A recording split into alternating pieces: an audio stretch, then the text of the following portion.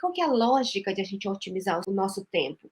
É para a gente fazer um trabalho bem feito, em curto prazo, para a gente ter mais tempo para nossa família, para o nosso hobby, para as coisas que a gente gosta de fazer, até para descansar ou até para fazer nada. Porque, assim, a gente vive num mundo que a gente tem tanta coisa que fazer, que, assim, parece que nunca é interminável, né? E o pior de tudo, a gente faz tanta coisa o dia inteiro, que aí chega no final do dia, você trabalhou muito, não teve aquela sensação de dever cumprido. Eu tenho certeza que várias pessoas aqui que estão aqui comigo têm essa sensação de ter feito muita coisa, terminou o dia e não tem essa sensação de tá cansado mentalmente, emocionalmente, mas não tem essa sensação. É que você não fez o que deveria ser feito. Eu fiz um post, na verdade, tem um livro, inclusive, que tá escrito, que é o título do livro, que é a única coisa.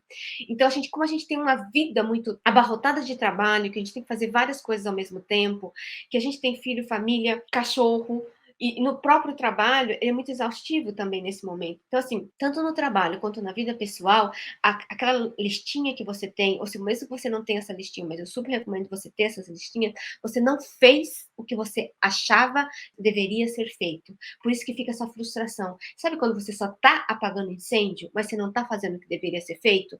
Por isso é que o tempo, nesse sentido, ele é tão importante e precisa ser otimizado. Caso contrário, você vai trabalhando, fazendo coisas e que você só está perdendo tempo e não está tendo resultado, que eu acho que é muito ruim, sabe? De novo, a gente faz muita coisa, mas no final do dia a gente não consegue ter aquela sensação de dever cumprido por causa disso, porque eu priorizei o outro, priorizei um trabalho que não deveria ser feito, eu priorizei algo que não é importante. O que não é importante para o outro não é importante para mim, para o meu desenvolvimento, para minha transição de carreira, para o meu trabalho que eu faço para minha empresa, porque assim, a empresa tem um objetivo, mas você também tem um objetivo, tem uma meta a ser cumprida, né? Quando você não tem essa prioridade. Então, assim, a administração de tempo ela é sensacional, ela é muito, muito importante.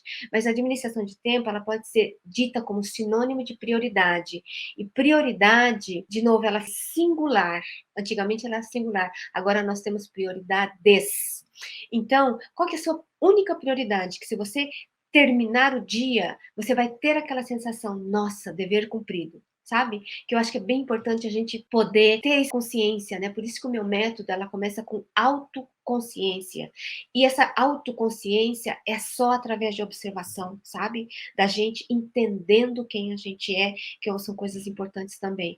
Então, aqui a minha ideia é você sempre, então, cronometrar o seu trabalho, assim, e aí você entendendo, você tem condições de mensurar o trabalho que vai fazer, porque daí você perde menos tempo. Aí cronometrar e sempre colocar num calendário. Então, assim, essas duas, e o calendário, o tempo ele tem que ser tangível, né? Porque o tempo, por exemplo, nós estamos aqui já há 28 minutos, mas assim, esse 28 minutos pode passar super rápido, mas esse 28 minutos, às vezes pode passar assim uma eternidade. Então, o tempo ele é muito relativo. Então, como é que eu posso transformar o meu tempo em algo tangível?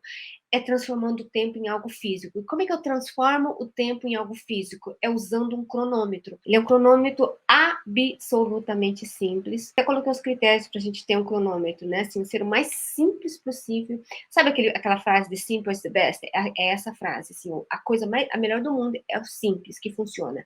A gente tem que ter um acesso rápido para configurar os minutos, ter um visor grande e ter um alarme de som alto. Se você não tem nada, o celular funciona, mas eu não recomendo você utilizar o celular. Por quê? Principalmente se as suas notificações, elas estão alertas. E a gente sempre tem um íconezinho lá dentro, assim, que tem uma informação a mais, que você assim fica tentado a checar. Então, eu super recomendo você não usar o celular, porque você vai querer configurar o seu timer, o seu cronômetro, e aí você vai ficar vendo as suas notificações, você vai vendo outras coisas e se distrai. E por isso que não é legal acontecer isso. Você tem um cronômetro que, à medida que você vai fazendo o trabalho, você também tem condições de ver quanto tempo foi gasto, quanto tempo te resta, que eu acho que é importante a gente entender, perfeito? Então, assim, o tempo, ele tem que ser bastante tangível, porque o tempo ele é tão relativo, né? Assim, a gente, meia hora, 5 minutos, que você, por exemplo, se você está, por exemplo, numa entrevista, antes de uma entrevista. Nossa, 5 minutos é muito tempo. Agora, se você está fazendo uma coisa divertida, 5 minutos acabou, assim, passou, né? É muito rápido. Então, assim, sempre utilize coisas físicas que você pode mensurar. Então, um cronômetro e um calendário, que eu acho que assim, é muito importante fazer isso. E que sempre com um visor bem grande. Eu não digo também que todo mundo tem que ficar se infernizando, né? Se fica naquela loucura de fazer mais e mais e mais e mais. Mas a questão aqui, o convite que eu sempre faço para você é fazer mais para quê e por quê e para quem. Que esse para quem primeiro tem que ser para você e depois para os outros. Porque eu sempre acho que quando a gente consegue gerar benefícios, gerar resultados para a gente mesmo, as outras pessoas em volta da gente, elas vão ser beneficiadas por esse resultado que a gente está tendo. Então, por isso que eu acho que assim, quando a gente foca na gente e por a gente ter essa educação, né, que quando a gente foca muito na gente, parece uma coisa egoísta, uma coisa assim negativa, e a gente sempre sendo educado a tentar ajudar o outro e sensacional. Eu acho que isso é muito importante a gente ter essa consciência que assim a gente realmente deve ajudar ao outro, mas antes de ajudar o outro, eu preciso primeiro me ajudar. Sabe aquele exemplo, logo que a gente sobe no avião, aí o avião tá quase para decolar e a aeromoça, ela diz assim, que se acontecer alguma coisa, você tem que colocar o oxigênio primeiro em você, depois na outra pessoa, é justamente isso, né, de você porque assim, por mais que eu queira salvar o meu filho, por mais que eu queira salvar o meu marido, a esposa, ou qualquer pessoa que esteja do meu lado, alguma pessoa que eu também não conheço, mas quero ajudar, eu primeiro preciso sobreviver nesse sentido, né? Para depois a gente poder ajudar o outro, que eu acho que assim, são coisas bastante importantes, assim, e focar em você não é definitivamente, não é ser egoísta, pelo contrário, é pensando no outro que você tem condições de também pensar em você, porque quando você está bem, o seu marido está bem, a sua família está bem, e a gente consegue ter esse nível de felicidade e qualidade de vida, e isso é tão gostoso quando a gente sente essa felicidade, porque essa felicidade e essa satisfação, ela é quase que uma onda, né?